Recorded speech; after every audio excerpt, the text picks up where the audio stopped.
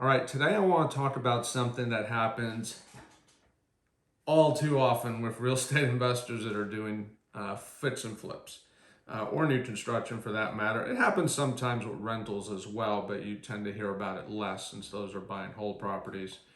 And that is your contractor disappeared. Okay.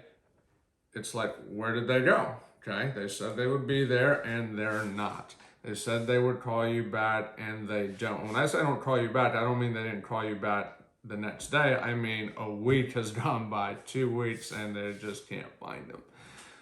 And what I've learned many times is when your contractor disappears, the best thing almost always is to move on. I have rarely seen an incident, and I've rarely heard of a time where once that contractor disappears on you, that it becomes a fruitful, long-lasting relationship. There is an exception to everything, okay? There is never a one-size-fits-all. But generally speaking, if they're willing to do that to you once, there's a good chance it will happen again.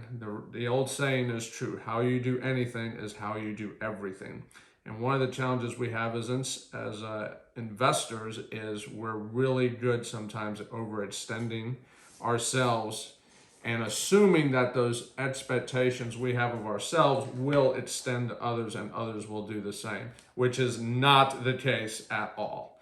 And hence why we get frustrated and we might have broken dreams or whatever, because that flip we thought we had just great ideas about when we bought turns into a nightmare.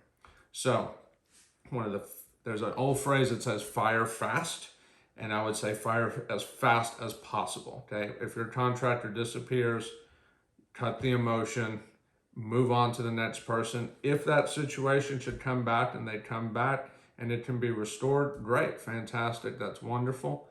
But don't let your project suffer as a result. I can tell you from firsthand experience, that is not a process that I would endorse for anybody. So fire fast when they disappear, do whatever you gotta do, keep that thing moving. Thanks.